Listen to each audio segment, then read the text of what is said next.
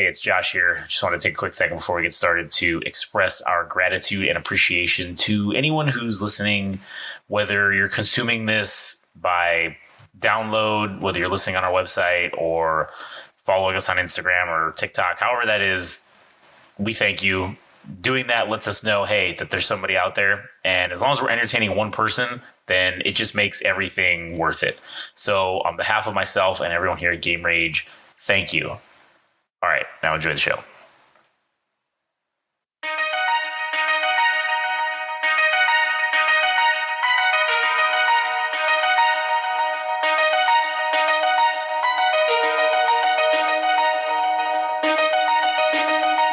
Welcome to the Game Rage Music Show.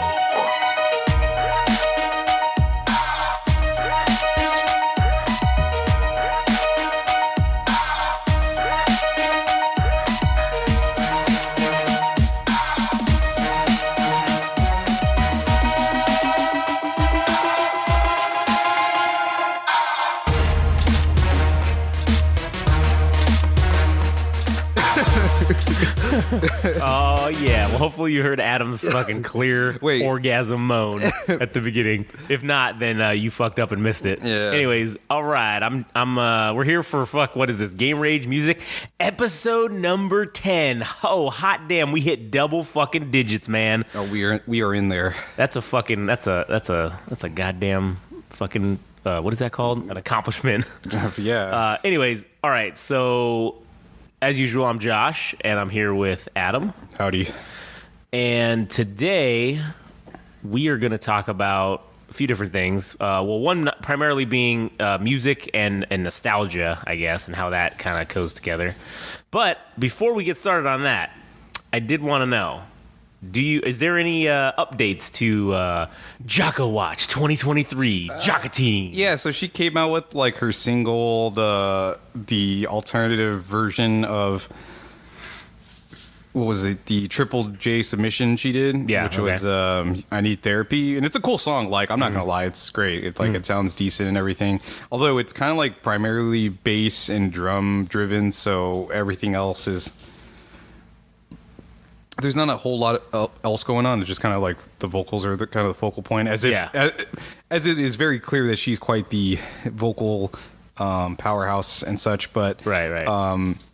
So the weird thing is, this song hasn't had like the number of streams as the previous release. Okay, and I've kind of been doing like a loose job. I haven't been on it like the way I've been on it in the past. I'm more checking to see now, like, if she's going to get to 1 million monthly listeners. Okay. So I think I don't know the exact number, but I think she peaked at like 139. Like 139,000? Oh, okay.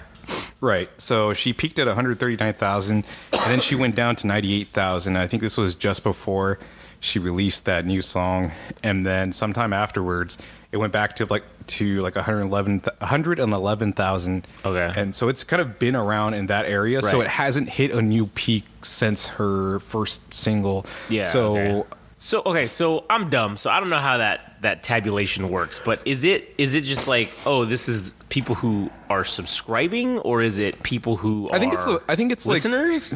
Like plays? Like, what's the... I actually don't know if that's like, if it's just when you follow that specific artist that you are a monthly listener, or it's just the song that you play counts you. It tabulates you. Tabulates you as the unique monthly listener. Like, just listening to one song would count you as for that 1 month. Yeah, and then let's say the next month Okay. would result in you. I mean, depending on whether you listen or not. So does it start over every month? It might seem that way, like that. Okay. If you enjoyed her music 1 month and you didn't listen, then that's why the number could have dropped off. Yeah, if you didn't listen to it again because she only had the one song, maybe. So I don't know. Like, I couldn't tell you exactly, but that's what I think maybe would happen is if you're not a continuously listening person to her music, that like the monthly listeners would end up going down. So I said, her latest single came out and it debuted on Triple J. I don't know if our good friend Jose Galvan ended up playing her just yet. I don't think he had I don't think he had a program yet. I played it, but Right. yeah, I played it, and oh yeah, okay, so I don't know what that magical fucking hand waving was you just did, but I like it. Keep going. I was like, I'm gonna do I'm gonna have my Josh moment with the fingers. Yeah, and the fucking rubbing them together. Yeah, or even like the cradling Yeah. of the balls. Yeah. Gets my dick hard. Oh yeah. So, as I mentioned before on our last episode, I went out to this this poster art festival, which had all these people that work with the top artists. And I don't know if I mentioned it, but the gentleman and the gentlewoman, Rachel Bull and Galo Galvan, those were the two people that were kind of the showrunners for that specific event. Okay. And as I said before, Gallo, I think, is somebody that works for Golden Voice, which is like one of the larger promotions, I think, in the world.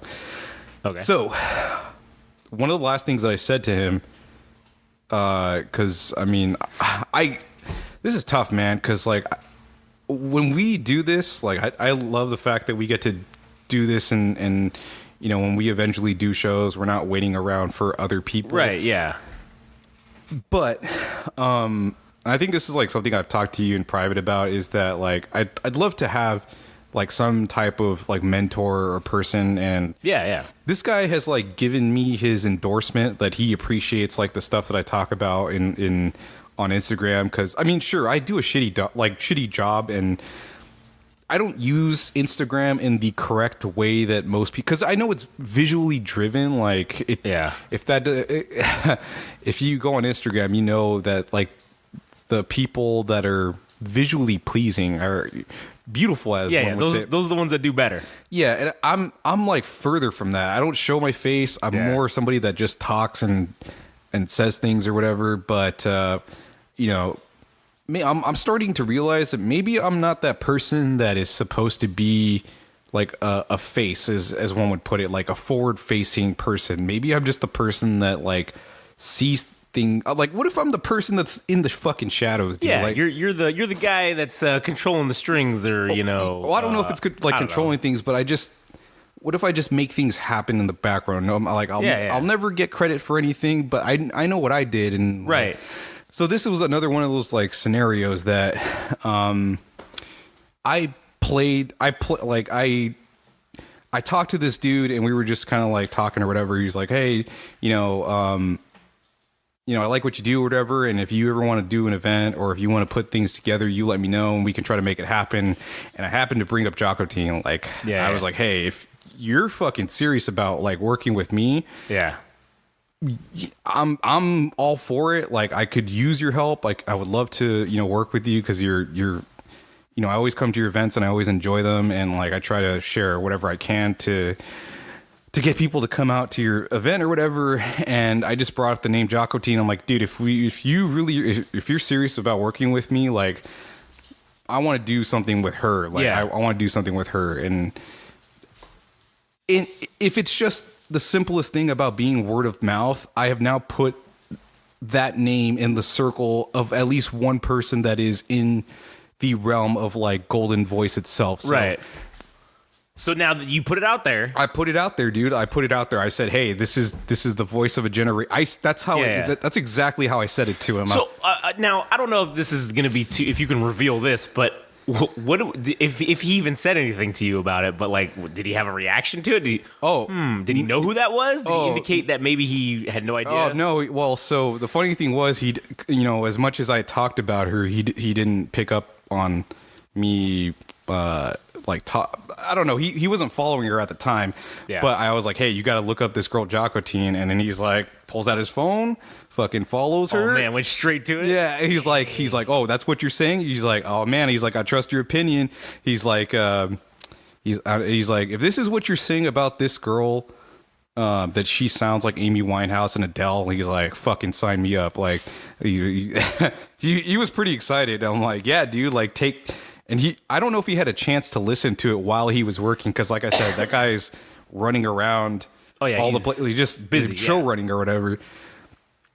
But he's like, oh man, I trust your opinion. He's like, you, Amy Winehouse, Adele, count me in, dude. Like, sign me up. But yeah, like I said, this is me working behind the scenes and saying, this is the voice of a generation, and if the U.S. is going to have any idea who Joco-Teen is, I'm going to try to expedite that process by putting her name in the realm of fucking golden voices, like inner circle, I guess you could say, because that specific place is owned by some guy named Paul Tollett, who is the guy that started Golden Voice. So Golden Voice is the company that started Coachella, which is like the festival that everybody knows and stuff. But that motherfucker owns the Pomona Fox Theater and this place called the Glass House, which is like just northwest.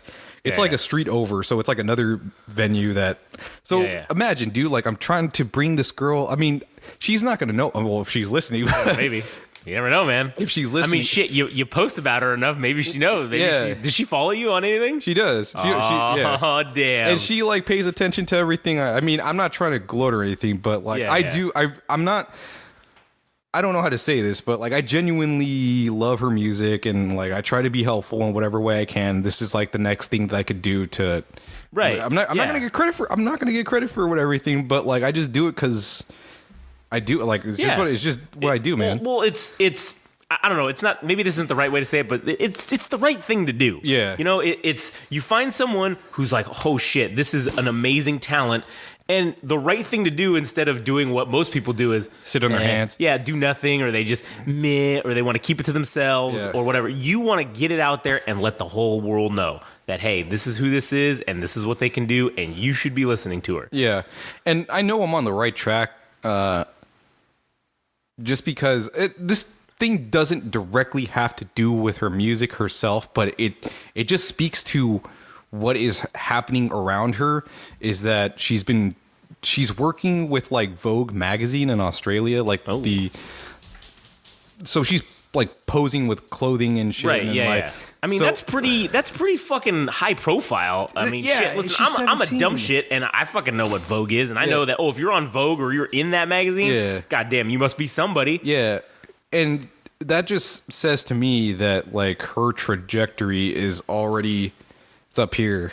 Right, It's, like, very elevated. Like, if there was a fantasy football fucking way to explain it, is that she was a sleeper, and she wasn't even really a sleeper. She was, like, an under radar stud that is now being fully realized. She could be the Tom Brady of music. Yes. Right? Yeah. Someone gets injured and boom, there you go. Yeah. Now, you get your shot and you fucking make it happen and you win fucking 7 goddamn Super Bowls. Yeah, there you go. You know, or 7 whatever Grammy. I don't know is Grammy is like the Super Bowl of music. I guess so. Yeah. Grammy. I mean, for them, I guess for Australia it'd be like the Arias, but Arias or Grammys. Yeah, you win 1,200 Arias or whatever. Okay, so here's one thing I don't understand is that for artists like for artists that are out of the U.S., like, how do they fucking get nominated for Grammys? Because they have, other countries have other shit, but, like, how are they getting nominated here? Because Adele's been nominated for Grammys, and she's from the U.K. And let's say if this girl makes an art, like, she makes her music. Well, like, okay, Adele, I mean, okay, I guess, I don't know if this is an antiquated thing or not, but the Billboard, top whatever 100 or whatever it is, if you get on that, I'm sure that puts you in the realm for getting a Grammy. I mean, if you're on that, and I mean, she's been on that for sure. So that's kind of a funny segue. Is that so TikTok is now going to be working with Billboard for to chart music on, which is kind of redundant because it's like. It's the same thing, but just on TikTok. It's like, okay, now Billboard is just saying, okay, now we're slapping our name atop the charts that TikTok produces of what's the most popular music shit. It's not even it's not so much even them that they're doing anything or whatever the fuck you want to call it. Like, it's just funny that, like, Billboard has to stay relevant somehow. Yeah. So they're like, all right, we're going to co-op this and co-sign this. Who do you think that's a better deal for, Billboard or TikTok? Who do you think benefits more out of that deal? I don't know. I think it kind of legitimizes, like, TikTok as a catalyst or like an igniter for new music. Mm-hmm. And for for fucking Billboard, it feels like they're reaching for like Relevancy. Yeah, it feels like they're still trying to cling on to whatever, like to say that they still matter or whatever. Yeah. But it's like they're not the ones that are deciding what music is popular. It's like literally people, you know, whether that's the people that post the music or just like TikTok itself, like the community. It seems like that is what is dictating what is popular, yeah. as opposed to what Billboard is gonna. Which is that's what seems stupid about it. Yeah, I know, and I never understood how Billboard, because I don't know if there's like I'm sure there is some proprietary ranking thing of how they do it, but how could you really, other than just going off of album sales or whatever? I mean, yeah, every radio station plays a shit ton of songs, so how are you gonna really track? Oh yeah, this song is like the most popular fucking song, or this is like the number one. And unless it's obviously just monetary focused and that's it. But then again, you could have the number one hit song and it be super popular, but that doesn't mean it's really that good. I wonder because I don't really. I remember like watching a video about how the billboards work. Although I don't remember it specifically, and I think it has something to do with like radio plays, like if it's. Yeah, and that's what I'm saying, though. How out of all the radio stations in the U.S., even if it's like, okay, the Nielsen ratings, right? You know how they do that where, I don't know how they do it now, but back in the day, every certain homes would get free cable boxes and you'd be a Nielsen box, but then they track everything that you do, and then they take this small microcosm and then they multiply. Yeah, and then they multiply. So it's like you're really not even getting a real number there either. You're just guessing. Well, it's the same thing with polls. Like you take your best because it's too expensive to do the entire nation. But if you're polling 1% of the population, and then you're just extrapolating that and saying, okay, let's just put that, like, it's still, so everything's fake and nothing's real numbers. It's all just kind of guesswork, and you're just extrapolating things from one small microcosm. So I guess TikTok though isn't, I mean, to me, that is not, social media is polling basically everyone. And it's real numbers, because it's like, you know, when you do the fucking hashtag things on there, or I don't know if it's there or Instagram, but it tells you how many views that hashtag has gotten. Yeah, and it's like, it doesn't even say trillions. It's like 100,000 trillion views. And you're like, Jesus Christ, that's like a lot of people watching this video multiple fucking times. So then it's like, that to me is a number of saying, wow, that video or that hashtag sure is popular, because, man, everybody's watching it a bunch of times. Which is funny, because like everybody suggests, if you want to post something, put FYP or put FYP. Uh-huh. I'm like, well, if everybody's doing it, then how the fuck am I supposed to? Yeah, what's separating me, right? Yeah. I think that's just making you basically on par with everyone in the algorithm. That's kind of what I've seen in the research that I've done. And listen, I do it on our stuff because, again, I would rather be even keel with everybody by doing that, as opposed to not doing it and being at a disadvantage. And I will say that it definitely has increased. I mean, again, not by much, but when you've got 1 or 2 likes and then all of a sudden you get 4, well, that's a 100% fucking increase, you know. All right, I'm gonna try that, because like I was under the impression that hashtags don't do shit, because I've tried to do it and it hasn't worked. Yeah. And I did have something cool happen where I went to a baseball game, and there was this artist. Her name's Gabby Moreno, and she's under management of like Cosmica, which is like it's a cool artist management group, right? Yeah.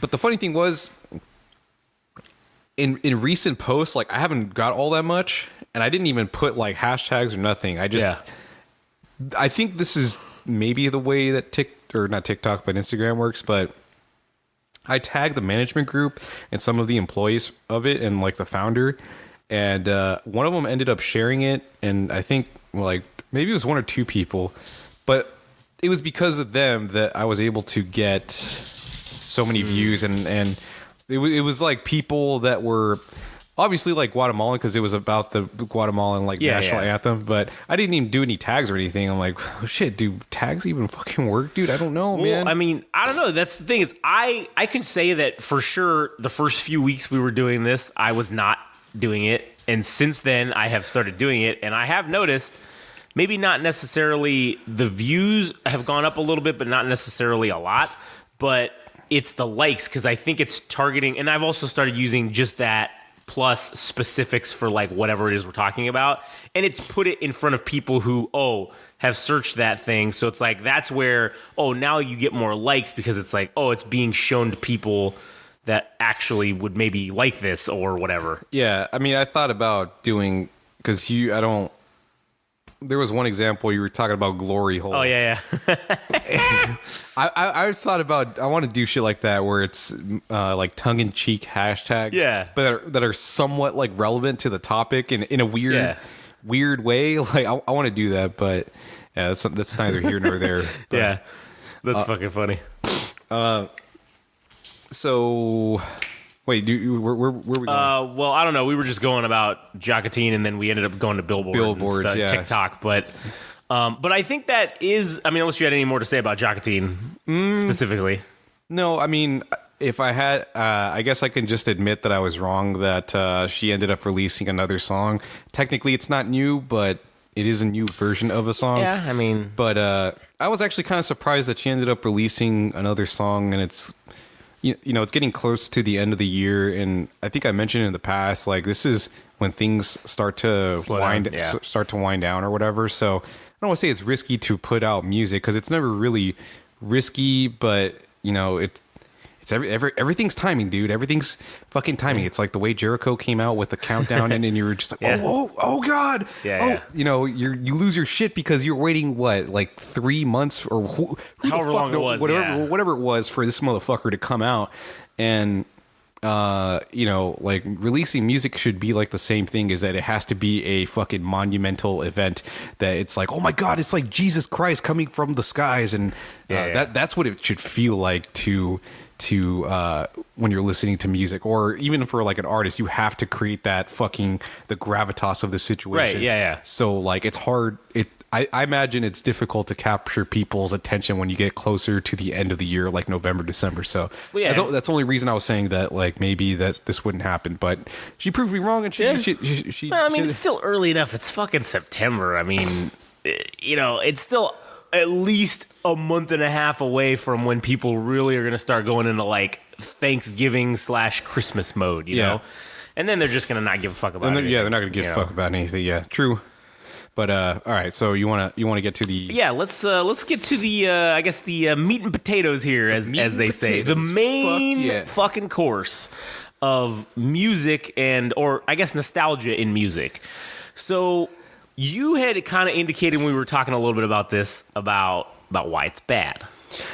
Yeah, I mean it's good and bad, but like specifically you were highlighting the things that you thought of why it's like this is not good. Yeah. So let's hear it. So go ahead, just lay it on me. I'm just kind of like tired of people. I've seen people in TikTok videos, like just random street interviews of, what do you think about music now? And that's kind of just like a broad question. Yeah, okay. And everybody says, oh, it's too this or that. It's not as good as Nirvana. It's not as good as like Eric B. and Rakim, like when, you know, the early days of hip hop and rap. It's not as good as, it's never as good as it was before. Like, I'm just fucking done with that, dude. Like, I fucking hate that we're always comparing things to the past, and like, I'm just... That is kind of like the root of my frustration or anger, is that I don't think music has been any better than it has like right now in this moment, because it feels like the capitulation or the accumulation of all these genres that have happened in the past, and people are finding really interesting ways to mix music. And you know, maybe we won't have like the world shattering moments of Nirvana or like you know, fucking Pearl Jam or you know, Jay-Z or Tupac, like those guys that are just kind of like these zeitgeists for specific moments. I don't like know if that those things exist now. Maybe it's just like there's how am I trying to say it? Because maybe now it's more about like niche audiences. Like maybe you won't reach 1 billion or 1 million or whatever. Maybe you have like 500,000 like followers, and you might be a great artist, but you'll never be fucking Nirvana. But you make really fucking great original music. Yeah. But everybody's comparing you to the past. Yeah. I'm just kind of, like I said, I am always trying to be a forward thinking person. Like there's things I don't like. Maybe not necessarily like, it's just my ears haven't warmed up. Like, I don't understand trap music. I've tried listening to it, and like maybe it'll take me another year or two to really come around to that shit. But like, it's different. It belongs to the Gen Z. It belongs to a new generation. Yeah. And like I listen to it because I'm like, okay, this is what people like, and maybe, you know, I don't want to be one of those people that's 70 years old and says, "Oh, Led Zeppelin is the greatest band of all time," or "The Beatles are the greatest." That's all shit in the past, dude. We need to look forward. Right. And I kind of have developed a theory about why I think this is. Okay. So lay it on me. And I did it earlier when we discussed, when you had said, "Oh, I got an idea for the next music episode, nostalgia and music." That's it. That's all you said. And so I started just thinking, "Oh, cool."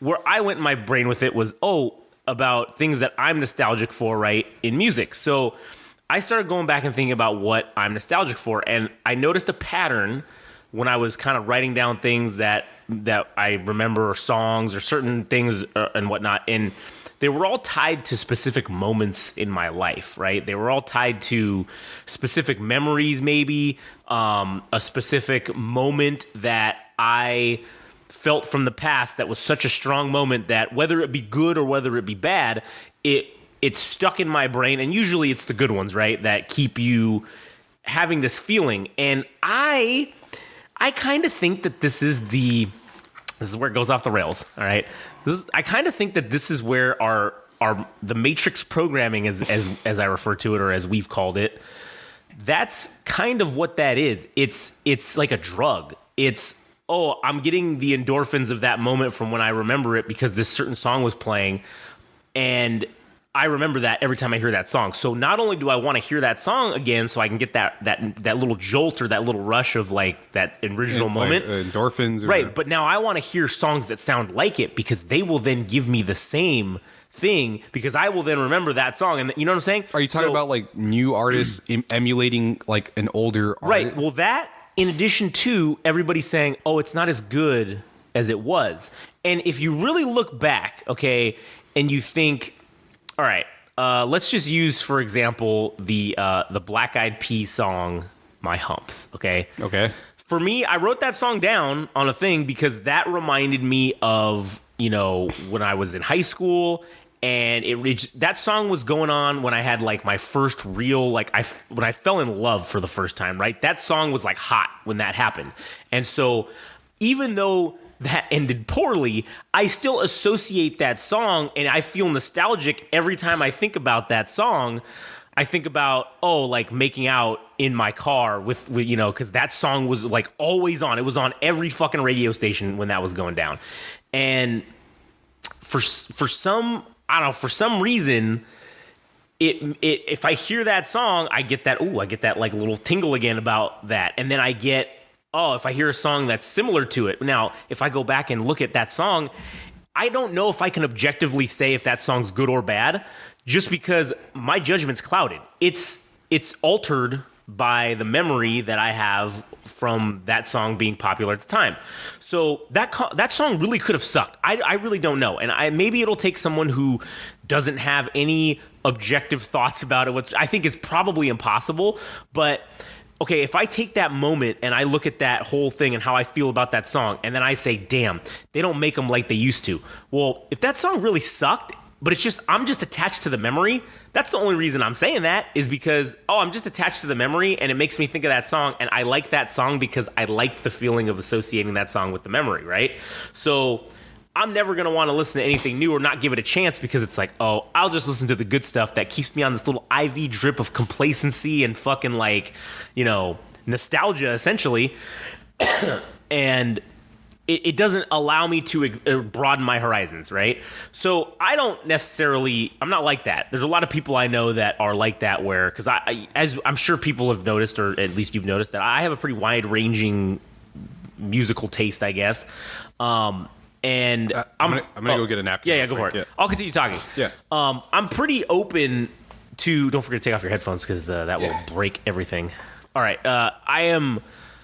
I am open to hearing pretty much anything that's new, as long as obviously it's not country.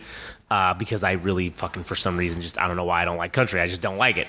So if anything new comes along, I'm willing to give it a chance. And I know a lot of people that are essentially, if it ain't and yes, they are much older, but they use the example of Led Zeppelin or Madonna, and it's if it ain't Madonna or if it ain't Zeppelin, I don't even want to fucking hear it. If it ain't fucking Van Halen, or if it ain't like going to the '80s guys, if it ain't Van Halen or fucking Bon Jovi, I don't even want to hear it. I mean, my aunt is like a diehard fucking Rolling Stones. Like followed them around on tour for years. She's a Rolling Stones mark? Yeah, basically. And she will let anything that is not Rolling, she doesn't give a shit about it. If it's not Rolling Stones, it's not even music, all right, as far as she's concerned. So that's the type of, sure, I mean, initially maybe she recalls a memory of when she first heard them, and that's kind of how it got started with her liking it, and then boom, it just has been ingrained in her that this is the best shit ever, and nothing else is ever going to be giving me what I want, so I don't even want to hear it. And that's where we get artists that then now when you get pigeonholed into this whole thing of, oh man, nobody's going to like anything that I try to do originally, or I can't make commercial success with this. So if you're a new rapper coming up, what do you want to sound like? Oh, I need to sound like who's the hottest guys ever? Snoop Dogg, Eminem. I need to try to sound like them. Drake. You know. If you want to sound like the hottest guys ever that people say, oh, these guys are the best, and you want to emulate that, sure, I get it, but it also is like a gateway for people to drop those names, because yeah. It's already hard enough to make original music, and to try to get people through the door to listen, you have to drop those names. And yeah. And you want to know what the weirdest thing is? When I hear that certain people, like band members, are in a band, I am like 90% sure that I'm going to end up liking that project because of the people within it. Yeah. So that's also like an easy track for me to like a band, is the people within the group. But yeah. When it comes to just like a blank slate, not knowing, like if you were an artist and you were trying to talk to me about, let's say you made rap, right? And you name drop those people, like, oh, I like these are my inspirations. It makes it a little bit easier to jump in and say, oh, you like these guys who I like, well then maybe I'll like you. Let me jump in and try. It's like with podcasting, if we were to just be like, oh yeah, we're like Joe Rogan, or if we're like whoever the biggest fucking podcast names are, then that may make it accessible for people to say, oh well, I like that thing, so if you're like that, or you also are inspired or like them, then maybe I would give you a chance, as opposed to not, and it's a double-edged sword, because you're as we've already been talking about, is that it somewhat doesn't help, because you're saying you're these things, the things that you're inspiring you are part of your like personal like musical identity, right? Yeah. But then people all like that kind of puts an image in people, or rather puts an image and an audio image, or whatever you want to call it, in their head, that you're just going to be exactly, or not exactly, but similar enough that you're not distinct enough to be worthwhile like listening to. Right. Yeah. And yeah, like you said, it's both good and it's both bad. It can help you and it can hurt you. And I mean, God, if you look at, all right, let's look at fucking like boy bands. Like that's another really good example.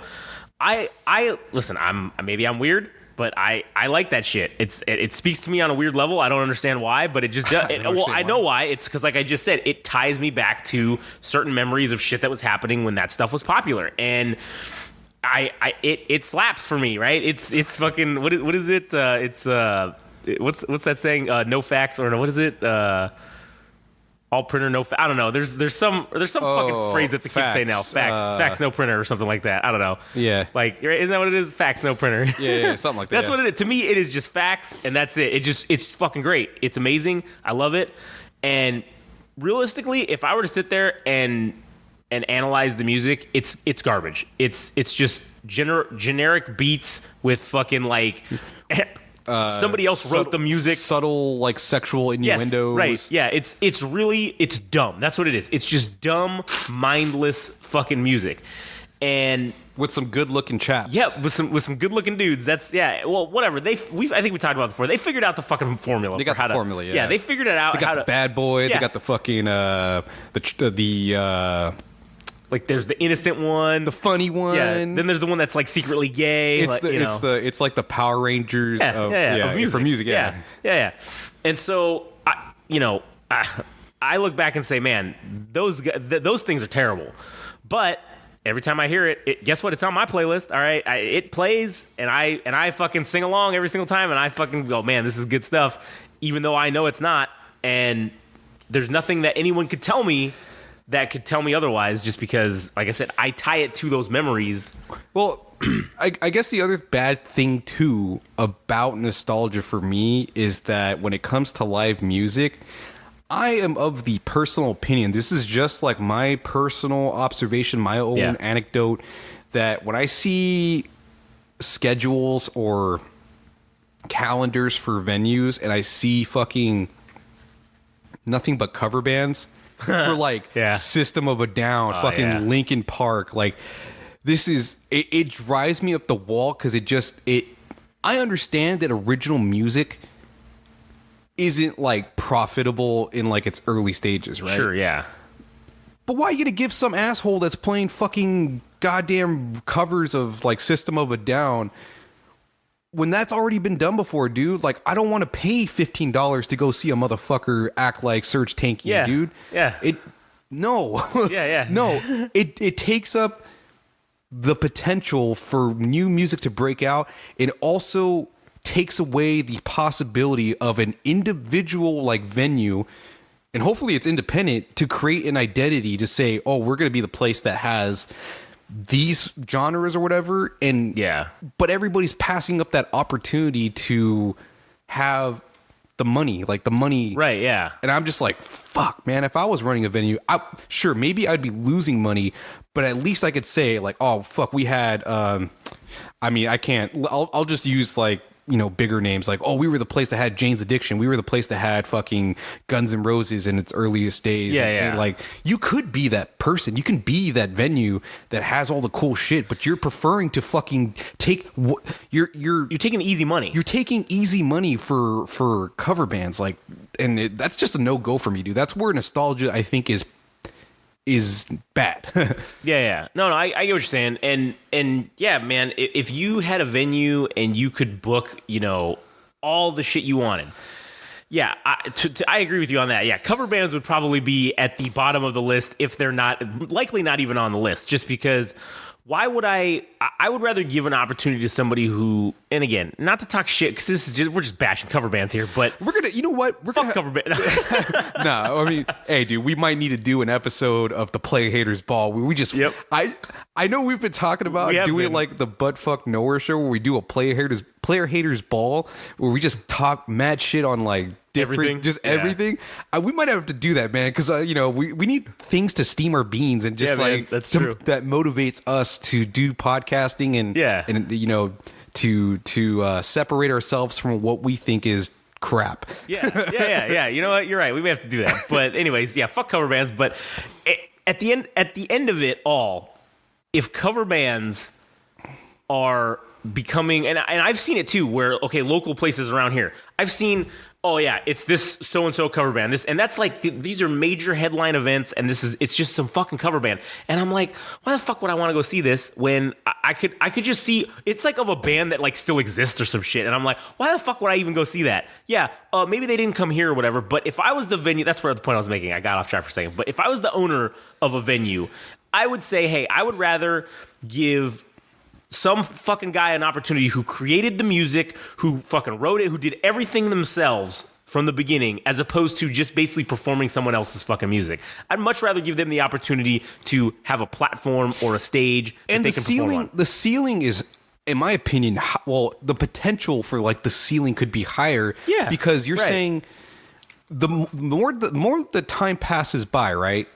The more that these bands become somewhat like outdated, right? So the potential to make money might go down because people might care less about a System of a Down cover band, or even like a fucking like Led Zeppelin cover band. Like maybe there is a ceiling, but for a new band, you know, if you were one of the people that got in on them early, let's say like you were just one of those good people that said, hey, I fucking love you guys, I'm gonna pay you right and all this shit, and then when they reach, let's say like they're selling fucking, I don't know, an entire stadium, right? Yeah. And you hit them up and they say, yeah, we're down with doing shit with you, even though you're a 500 person venue, but we can make a really intimate show with 500 people. Maybe we charge like, a little, a little more. It's going to cost a little bit because we still need to make money. Right. But that's what you could get like down the road. Yeah, if you're cool with like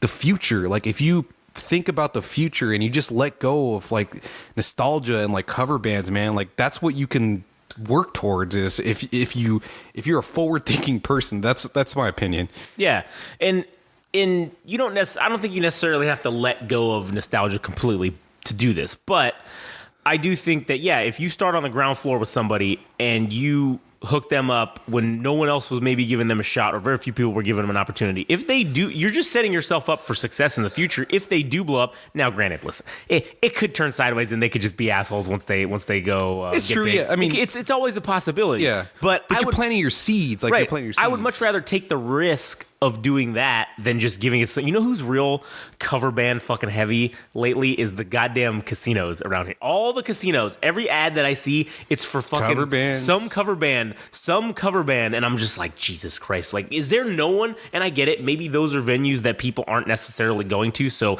you gotta sell what's hot if you want to do it. But man, if I'm the booker or whoever the fuck is in charge of doing that for that fucking place, man, there's gotta be people out there that you could fucking go to that you are. I don't know what their exact seating sizes are, but you're a fairly decent venue. I'm assuming you're a fairly large venue.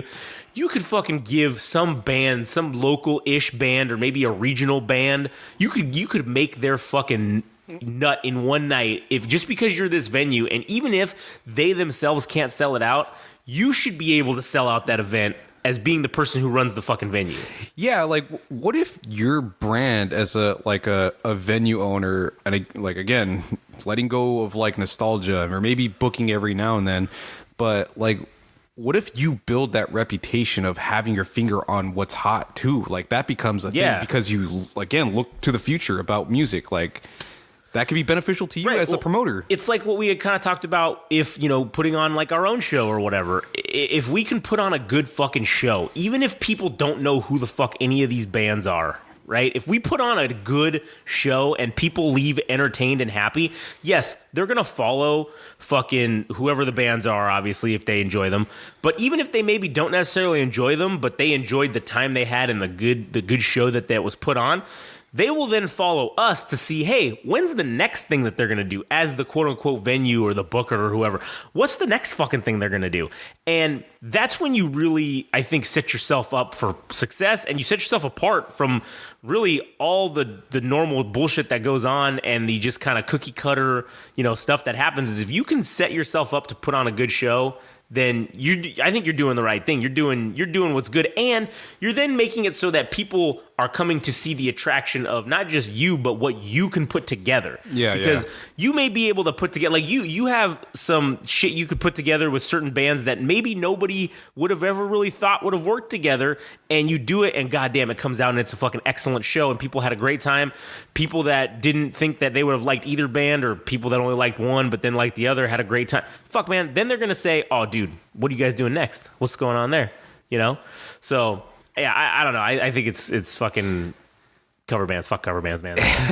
All right, I have like two other subjects, and I don't know what will happen. Before we go on to the next subject. It's not. It's not. Is it similar to or about this? It's subsets. Okay. Yeah, subsets of questions related to nostalgia. But all right. Go ahead then. Well, no, go ahead. Oh, I just wanted to talk about for a second the inverse side, the flip side to this, of how nostalgia is a good thing, and how. I don't know if you were going there with that, but but I just want to say, I guess quickly, it'll probably turn into long-winded because that's how I am. But nostalgia breeds passion, right? And innovation, I think. Right, and if you make something that someone can feel nostalgic about, if they can look back on, even if it's a week later, all right? It doesn't have to be fucking years or decades. It could just be a week or a month later. And they look back on and they feel nostalgia for that. You will then you've created like this rabid fan base of people, right? Where nostalgia breeds that fucking intensity of fanaticism almost, where you need this. And yes, going back to where I think it is kind of like a drug, but that's where you get fuck it. And it just breeds this rabid fanaticism that people will, I don't know, they'll just be super intense about following you. And that's where the nostalgia factor, I think, can be, you know, not taken advantage of, but it can be a good thing, because that's what helps people stick to something. That's what helps you. Oh man, that's what gets you to follow people, to help them blow up and help them get big. Because if you don't have a fanatic fan base, almost, you're probably never going to get anywhere. I mean, yeah, you could, if you had a small casual fucking fan base, sure, you might be able to make a little money. But in the music industry, you need to have. If you had a small rabid fan base, oh shit, you're making money. Like there's no way you're going to be successful, and then turn that into a medium-sized rabid fan base with maybe a small attachment of casual fans. You know, I don't know. But anyways, I don't want to say that nostalgia is all No, bad, it's not all bad. I mean, I think I just came in hot with negativity. Yeah, right. But no, I think it definitely could be a good thing, because even like nostalgia in the sense of the memories that are created at concerts, that could be a cash maker for you in the future. Is like if you create an experience for people. I gotta say, so I went to this. I think I mentioned before, I went to this concert that had this guy named George Clanton and Magdalena Bay. Yeah. And I went in there with believing that Magdalena Bay was the band that I was intent on seeing, and it was gonna be awesome. It was gonna be great, and it really didn't live up to what I Expected. wanted. Yeah. And George Clanton, being the motherfucker that I don't know if I would. He can't really sing.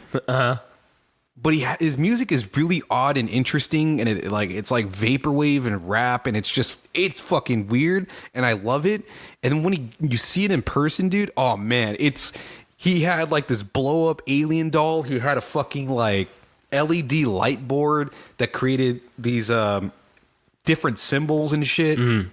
The dude created an atmosphere, and like, that's what it takes to be fucking original, is like thinking outside the box. And it had nothing to do with the music itself. I mean, the music is great, but the guy was finding little things to add to his show.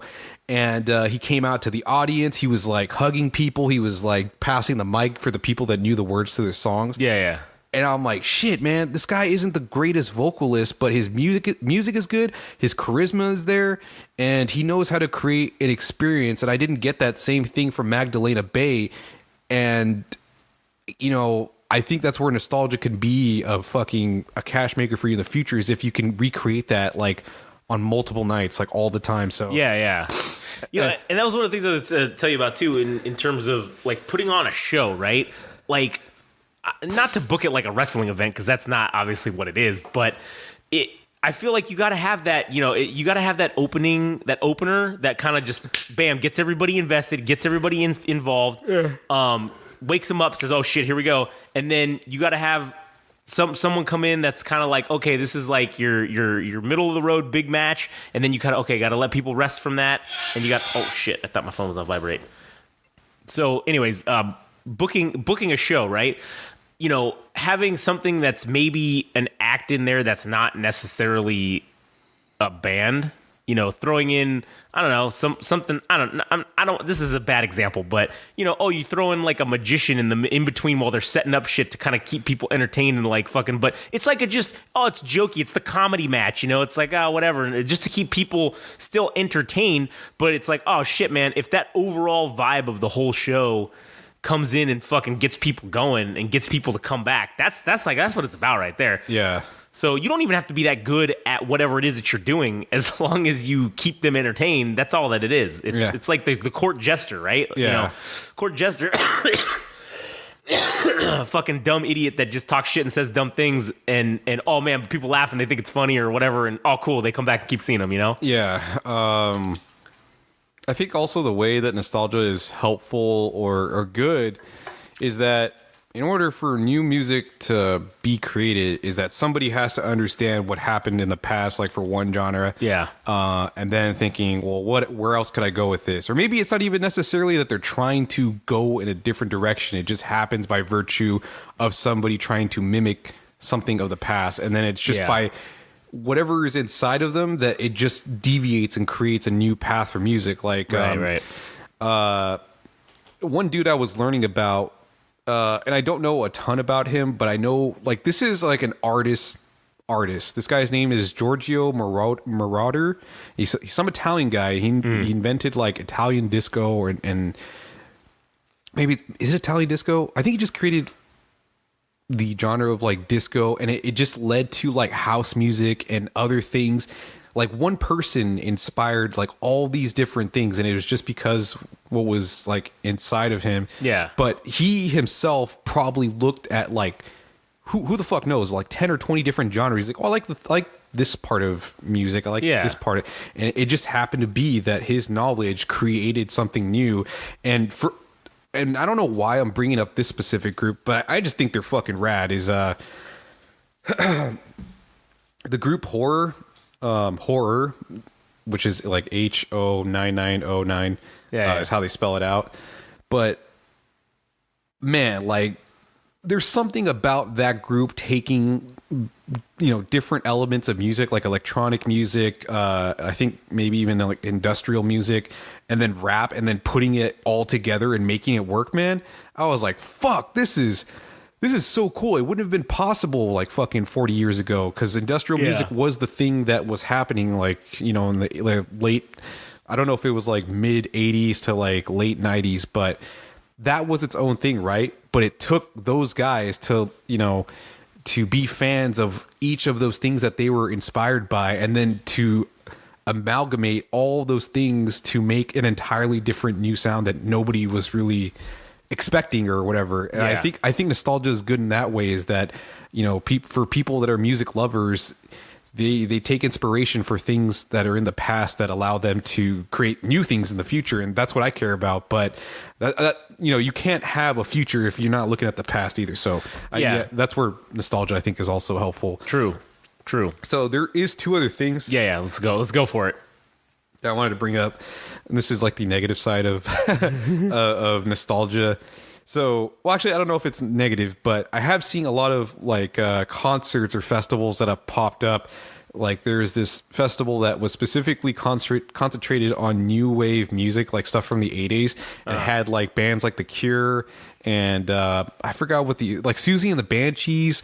These are all like the artists that were the pinnacle of their time, and they're obviously cashing in on that period for people that were looking, that never had the opportunity to see those bands or that love that music. But you're kind of preying on people, and that's not prey as in PRAY, it's PREY. Like predatory. It's predatory because it's like people want to see these bands because they haven't been active for like some time or whatever, and they're gonna pay a pretty penny to see like those old fucking acts because nostalgia, dude. Like they want it. Like, and if there's a demand, obviously people are gonna pay whatever's asked. And then there was something that was for our generation, which was like the millennial generation. There was a concert or rather a festival that was called When We Were Young. That was in Las Vegas that had all these acts from the early 2000s. It had like I think it had like Yellow Card and fucking Red Jumpsuit Apparatus and Paramore and like all those bands from I'm done with that shit, dude. Like I don't give a fuck about any of that shit because those are 40-year-old dudes singing about being in their teenage years. Man. Who gives a fuck about that? That is something that kind of fucking gets me about like I get it. All right, I get it because you make this shit when you're like 18 or 20 or whatever, and you're singing about shit that just happened to you in your teenage years. But man, when you're like in your fucking dude, Blink 182, man, like they're in like I was their just about to bring them 50s, bro. Yeah. Like, and that's like, bro, you can't be singing "What's My Age Again" when you're fucking in your mid 50s, dude. Like that, I don't know that. I get it. They got to make money, and this is them re-cashing in on their fucking whatever past glory. Yeah. But at the same time, I just don't buy it, man. It's like you have to put it together because those things wouldn't sell on their own, right? But now that you bring up Blink-182, man, like I never thought they were that punk band that was all that great. Like Sure, Travis Barker's like a great drummer, and the other guys, I'm like, whatever. I don't really care about their vocals. I don't care about their lyrics. And Travis Barker has turned out to be somebody that is just, he works in different ways in music. He produces now, and he works with other artists as far as like, using his drum skills or whatever. But like, I just don't understand how Blink-182 rose to that degree where they're filling out stadiums and shit. But like just by virtue of them being one of those bands from like the early 90s, or rather the 90s like punk scene or early 2000s, that era, that they're able to charge a nice little penny for like going to their shows and shit. And I think they're just all right. I would never pay $300 to go. Oh, dude, it's like I would never pay shit. Their tickets were like $500 for like nosebleeds and shit, like fucking ridiculous shits. I think it's kind of that thing where I'll apply it with like a comedy thing, and I'm not talking shit about Dane Cook because like the dude fucking made it. He did his fucking shit. Yeah, I respect that, and I respect it. Yeah, but like if you look at some of his early shit, like his Comedy Central Presents fucking shows, they were fucking hilarious. I mean, there's some jokes that he says now that I can still fucking recite that are fucking amazing.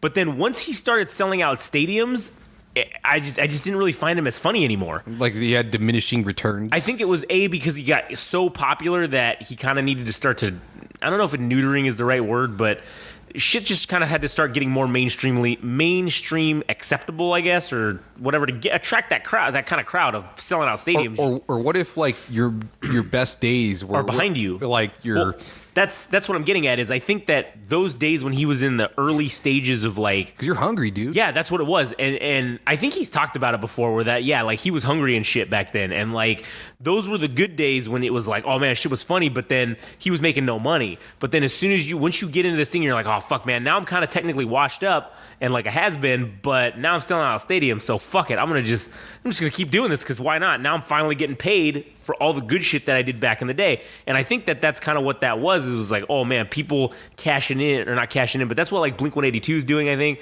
It's like, oh man, we all of our old shit. And again, their first like album, or maybe the second one was good, but like the first one, I thought it was great. It was that fucking like early 2000s, that exact thing, that early 2000s weird poppy punk shit. And it just I don't know, it just was great. But then after that, when they started doing the weird emo songs and started trying to do all Where are you? Yeah. And I'm so right, yeah. sorry. I just like, shut the fuck up, man. I don't want to hear it from you guys. And now when they're fucking almost geriatrics, they can almost join the AARP. And I don't want to hear them sing about this horse shit anymore. Yeah. Come up with some new shit if you guys want to come around, all right? Okay, where do you think their music would go at this point? Is like I think they would talk about fucking having to pay taxes. I think they should talk about how that shit sucks, all right? I buy that because that's where I'm at. I hate paying taxes. That's fucking bullshit. Teenagers don't give a fuck about taxes. They don't even know that fucking taxes are a thing. Now as a grown-ass man, yeah, man, I want to hear about paying taxes, raising kids, maybe also paying child support. I'd fucking believe that.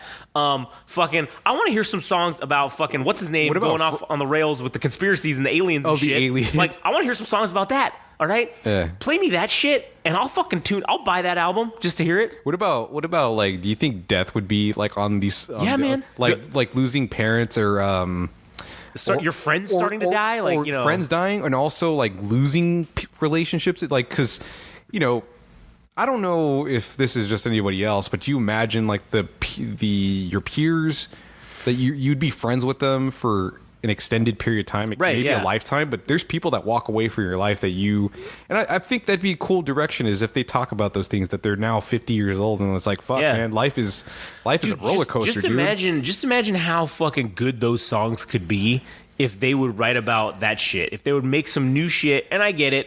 Oh, what's his name? Not Tom DeLonge, but the other guy. Mark Hoppus? He had cancer. Yeah, that's the whole reason they're like doing this new tour thing, is because he almost died from cancer, and they just realized, make a new album about how you guys fucking hated each other for fucking decades. Yeah, like, and now you've decided to say, hey man, the fact that this dude almost died, like, it made me realize, like, man, like, you're more my brother than you aren't, like, And we should take advantage of the time we have, because talk about how time is the thing you can never get more of. That would be beautiful, like, man. Yeah. Like that bro love. Right. I mean, I would love to hear that. I would jump on board that every fucking second. Because, I mean, you always hear about bands beefing because one person got more credit for about like, I mean, I think fucking what's his name, Billy Corgan from Smashing Pumpkins was like adamant that he was the person behind all the music, like he wrote all the shit himself, and everybody else was just kind of like second fiddle along for the ride. Yeah, and just along for the ride, and maybe it would have lasted longer if he just, you know, like, you know, you're part of the team, and like you guys made shit happen. This is, you know, I couldn't have done it without you people, and you know, I need to see you guys on equal terms. And when we get interviewed, you should have your fair share of screen time. Like that, you guys should be just as popular as I am. Like, and it might happen that way or whatever, but like for a lot of times it's not that. Like it's jealousy, it's envy, it's fucking all those things. And now that these guys are like 50 years old and one of them ended up like almost possibly dying, I don't know what their beef was, but I don't either. I don't know much about it. I don't know what their beef was, but it is funny how time and like the impending doom of like death can change your perspective real fucking quick, dude. And I think those would make for good topics for songs, and saying like how petty, like worrying about money and like who was more famous at the time. Or just to let those things go and just say, hey, like, you know, for the 30 plus years that we've been together, I know we had our problems, but like, you know, when the time comes, like when I pass away, like I'd love for you to be there for me, or like I don't know, man. Like they could make some really good fucking music, but I know they're gonna. They're not gonna. I'm not gonna. Yeah, you know, I'm not gonna. They're gonna be like, bro, we could just literally make so much money, fucking doing the same old shit. It's that fucking, again, to go back to wrestling. It's fucking when Brock Lesnar and fucking John Cena are wrestling, and the audience is literally chanting same old shit, same old shit. At least wrestling fans are honest with you about it. But fuck, man, they do it. They're gonna get that money. Shit, man. Well, okay. So are we? Yeah, I think we're good on this one. Unless you got anything else. No, I was just gonna say, because even in terms of nostalgia for, okay, so I brought up the concert example, or rather the festival example, is that promoters are trying to cash in on nostalgia by booking these old bands from like decades past. And radio itself, dude, like, I understand commercial radio, they have to make money, right? Yeah. So what do they fucking go to? They go to the hits. The tried and true song. Yep. You go on K-Rock, dude. I mean, here locally, you go on K-Rock. Yeah, man. It's fucking Meteora. It's Linkin Park, like all the songs from Meteora and like their early shit. It's Foo Fighters and David Grohl. It's Nirvana, like round the fucking clock, dude. And it just perpetuates the ongoing narrative that, like, oh, do you remember when Nirvana was around? Do you know how good Nirvana was? Do you remember Kurt Cobain? Do you remember all that? And even if you weren't born during that time, it's like, oh, here's the opportunity. I do remember, because it plays all the fucking time, and you just can't let go, man. And I've heard, you know, like radio itself is supposedly dying, right? So like, not that I have the answer, but here's a possible solution. Instead of going to fucking, like, because you know that like one of the anchor shows on K-Rock was like Kevin and Bean, right? Yeah. And they couldn't afford to pay for those fuckers because there was no like money. There's no money coming in. But the things that were, you know, I guess the things that you could say allegedly were making the money is like the tried and true songs that everybody listens to.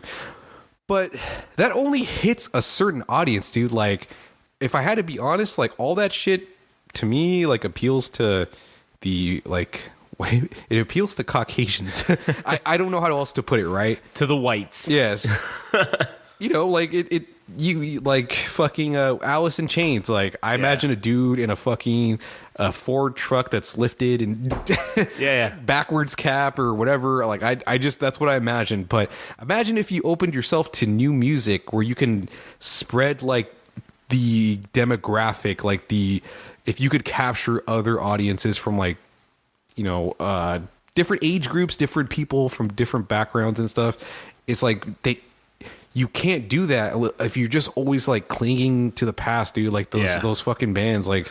Well, and I think that part of the reason, and we kind of talked about this a little bit, I think before or on another podcast. Fuck, who knows? We talk about all kinds of weird shit, but I feel like that the program directors or the people who run the stations, they're the part of the problem, is because they're so antiquated in how radio should be. It's that thing where, to me, it's a very poor leadership skill to say, oh, well, this is how it's always been, and this is how it's going to continue to be. Well, no, that's wrong. If you're not trying to evolve, you're going to fucking get left behind. And that's kind of how, it's literally evolution playing out, on a small scale quicker in front of our eyes, because they're literally, back in the day, every radio station, the format was you have a rock station, you have a morning show, you have like an afternoon show, and then you maybe have like an evening show with like people kind of talking, but then you're like with skits like and Stryker. shit. Yeah, like Stryker and what's his name? I don't know what the fuck. Whatever.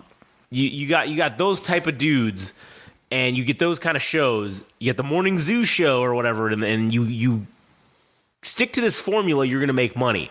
Well, as podcasting has started to become a thing, as independently releasing songs on stuff has become a thing, now it's kind of, okay, well, shit, what do we do? Because people aren't coming to us anymore for this stuff because you're not the finger on the pulse anymore. Right. Well, you're not even that. And the only reason people, I think that those things still exist as they do, terrestrial radio as it's referred to, is because of nostalgia. It's because of the acts that were like Kevin and Bean, the morning shows. But those are starting to go away. You've got the Woody Show is another popular one. You got Heidi and Frosty and Frank. Are they still on the radio? I don't know, probably, but I somewhere. That's like 96.7, right? Like KCal Rock. I don't remember. I think they're on there. I don't know. But anyways, you got those type of things that are the draw for getting people to listen to your station, and then it also happens that you play music that most people are quote unquote nostalgic for, right? So unless you get, and I don't know if, and maybe it exists, but I just haven't heard of it. But I've never heard of like a radio station that is just like, that's on terrestrial radio. That's kind of like, where it's like you're just playing new shit or the newest music or shit that's like not in the mainstream. You know what I'm saying? I think, I get it. Yeah, KCRW is that because they're a public radio. They're public radio, so they're funded. Yeah, they don't have to worry about it. But I'm talking about like there is one person that I can think of, or there was a radio station called Indie 103.1, and it got disbanded. I don't know why, but it had Steve Jones from the Sex Pistols, and it had Henry Rollins. From Black Flag. Yeah, and it was cool because, okay, so when you listen to a radio station, you just like hear music, right? Right. And these guys were like, the programming for the station itself was just like new music in general, right? But the programs themselves were, I guess, for Steve Jones himself, like the guy from the Sex Pistols, he had cool stories because he was in the Sex Pistols, so he was talking about people he knew as musicians and shit. So he would talk about that, but also he would talk about artists that he likes like in this moment. Yeah. So it's like you're tying the past to the present and maybe in the future. Yeah. And that was what was cool about that radio station. And that guy eventually moved to I forgot what KLOS, which is 95.5, and I don't think he does this program anymore, but that's what was cool, and like that's what the potential could be, is if you have these like people like Steve Jones or Henry Rollins talking about their experiences of being artists, or like why they think these bands are cool that are brand new. Like that to me is something that I think is awesome. But like, I don't think a lot of radio stations would want to gamble on doing something like that. No, I don't think they would, because they. But I think that I think the one radio station that does will see, oh shit, if you had like a major radio station decide to say, all right, we're going to try this and see what happens, I think that they'd go gangbusters, because you give somebody a chance, you're giving new people a shot, you're giving people a chance, and yeah, let's get in some new shit. If you still want to kind of maintain that format of, we need to have like a morning radio show and we need to have that. Okay, cool. You can still do those things, but give people a chance, let them get into it, and then fucking see where it goes. I mean, I think storytelling is like, a great tool for how you introduce people to new music is if you talk about like, hey, I saw this band at fucking some weird place and they're fucking awesome. And maybe it takes somebody like Steve Jones or like Henry Rollins to endorse a band and that's how a band gets discovered or whatever. But I think that's better than fucking like Nicole Alvarez saying, hey, I'm at fucking Coachella and whatever, like listen to the new Foo Fighters fucking song or whatever. And then you have, let's say, a new radio station with like Henry Rollins or like Steve Jones at the helm telling these really cool stories about bands, like new ones and old ones. And I think storytelling is like a really awesome way to introduce music. If people would give it a fucking chance. Yeah, if they'd give it a shot. Because I know people have short fucking attention spans, so they're not always down with like things longer than 30 seconds or 60 seconds. But man, if you just like sit down and listen to somebody like with some knowledge and shit, you could really open an entire world to somebody if you give it a chance. But like, you know, I don't think radio stations are down with they don't give a shit, dude. Fuck them. They literally just want to go. It's like the path of least resistance. It's hey, what is the easiest way that we can make this fucking money to get our nut at the end of the month? And they say, oh, well, we know what works. This is what we're going to fucking do. Well, I mean, okay, this is like a weird comparison, but like if, what would be a closer comparison? Because it's like, for, you know, a radio station, I don't know why, I'm thinking of like medieval times. But let's say like K-Rock was like a medieval like town or whatever, and there's all these like other medieval towns, and like, hey, we discovered steel, we can make good weapons or armor or whatever. And then these guys are like, fuck all that, like, nah, that's dumb. Yeah, like we're gonna use our wooden maces or whatever, and like we know what's good. Yeah. Idiots with the metal. And then that turns into like more inventions for like the other parts of the world that decided to adapt with like the times, and these guys get left behind. That's what I think like K-Rock is to me, is they're getting fucking left behind because they can't adapt to like what's happening around them. And also I mean, they can't curate shit because it's just stuck in the olden days, dude. The Nirvanas, it's the Foo Fighters days of the past. That's what they're stuck in. And eventually, I do think that this nostalgia train will fucking run out. It will always be there, but it's not going to be a driving force, I think. I don't think it is anymore because now TikTok is like the thing that everybody uses for how like popular an artist becomes, or the Billboard thing, like that is fucking wild. Yeah, it's that like, is, man. Like I said, it's them grasping at what is the expression? Is it grasping at straws? Grasping at straws means that you're making an argument like that. What is it? Grasping at straws is like you're trying to hang on, but like all right, you're trying to pull straws. All right, never mind. So I was right with that's the right. They're grasping at straws, dude. And for TikTok, it's like, oh, we're the music curators now. Sure, come on in. Billboard, it just legitimizes us further. Like, yeah. Do you think that you know how on the TikTok, as we were saying, everything's like 30 seconds or whatever, or a minute or whatever. Yeah. How do you think that changes nostalgia? Because if my attention span is so short and I can't really consume anything longer than 30 seconds, do I even fucking remember this a month from now? This fucking reel that I saw that I liked or whatever? Do I even remember that shit? No, I don't.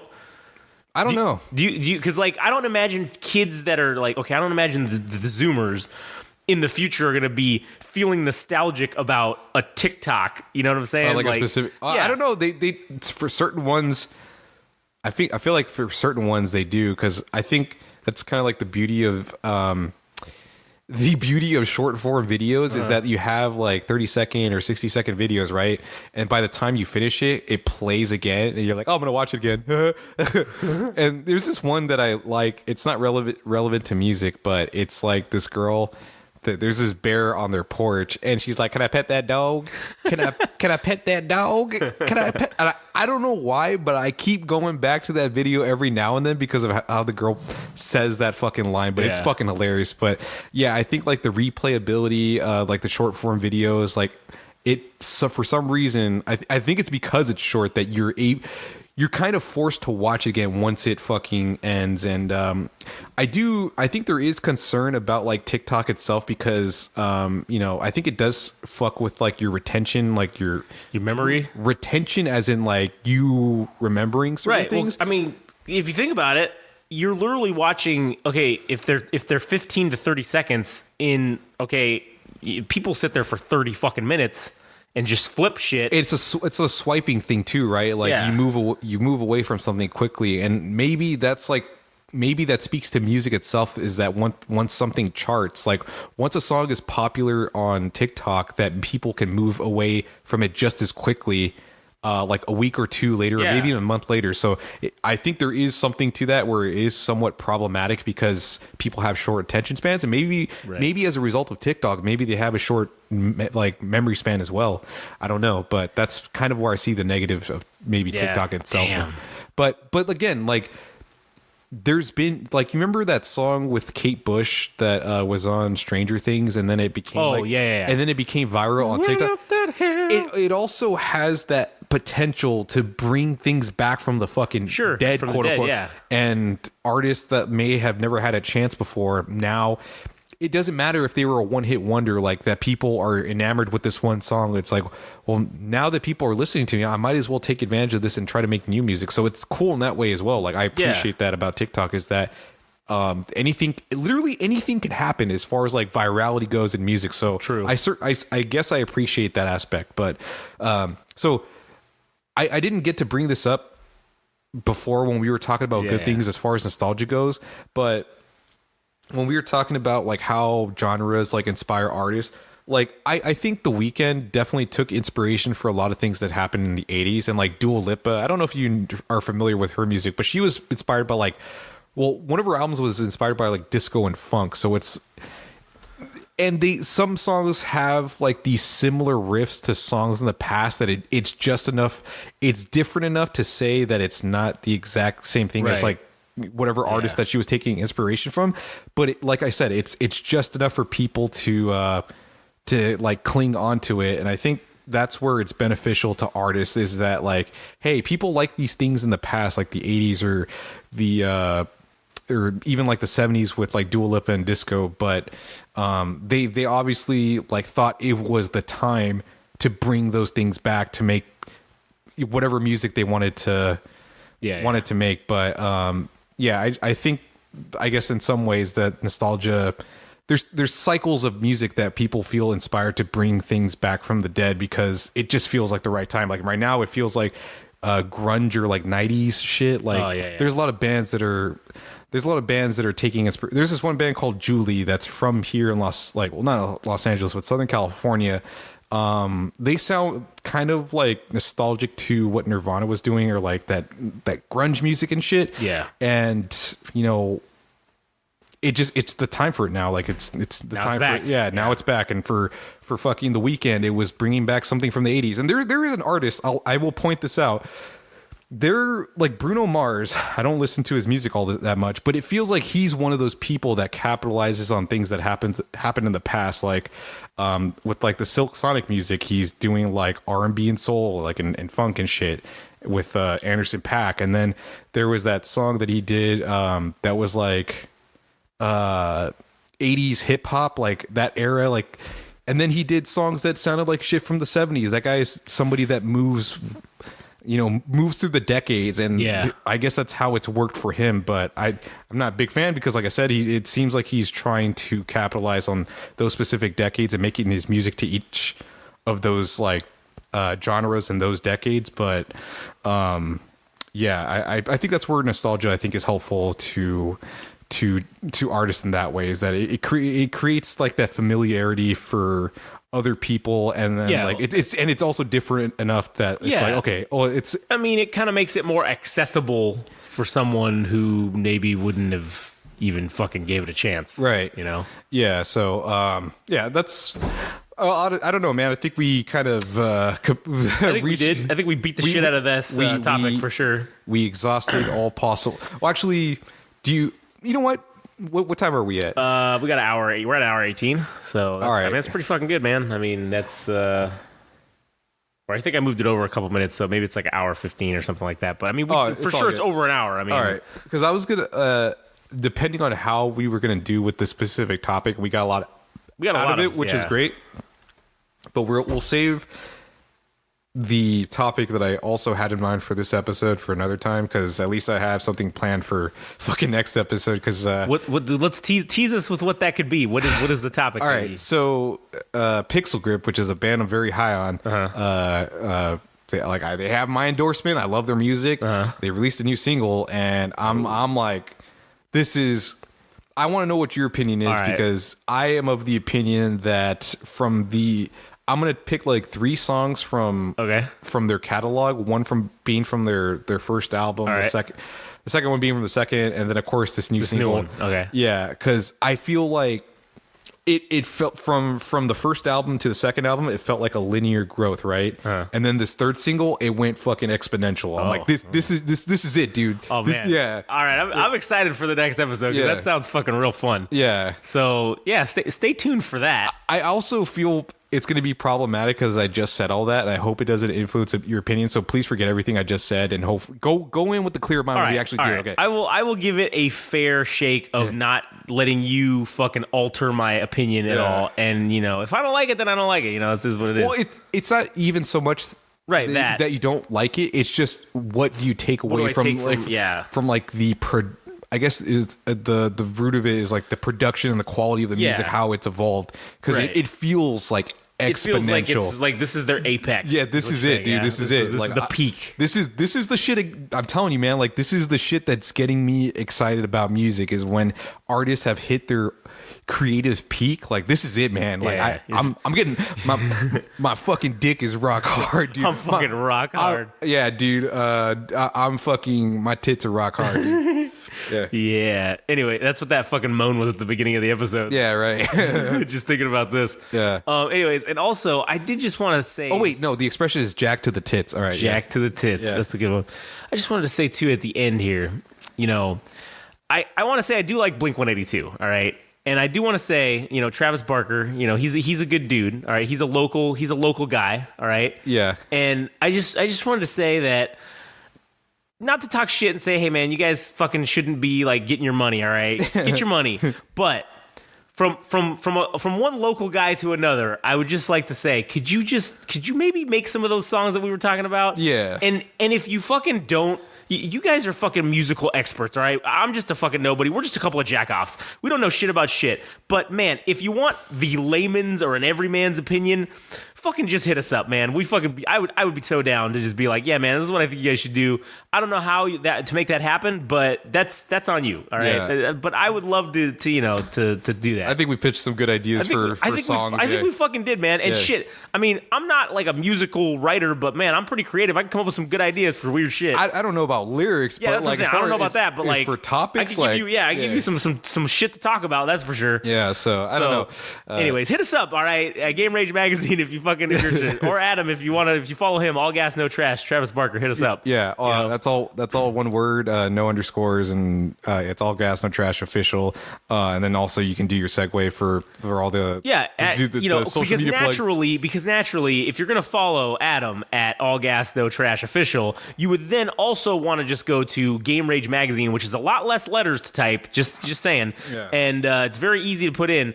And you can follow us on the Twitter.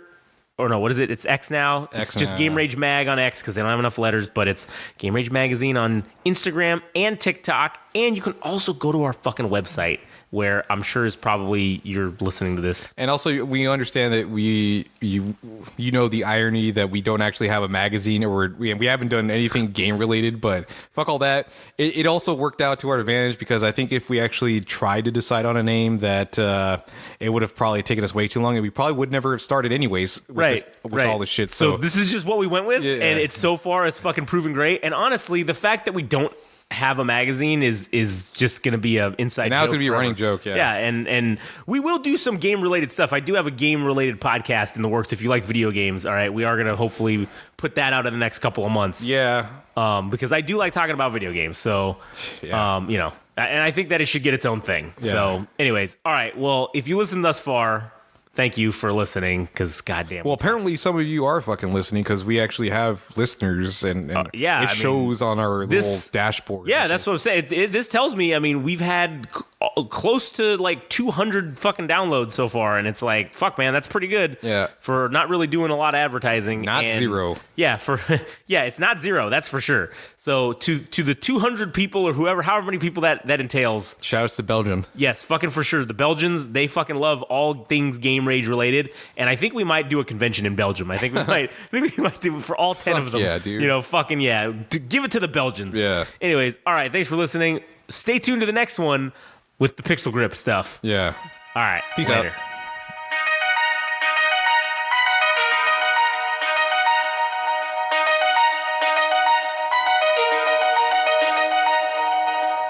That was the Game Rage Music Show. Thanks for listening.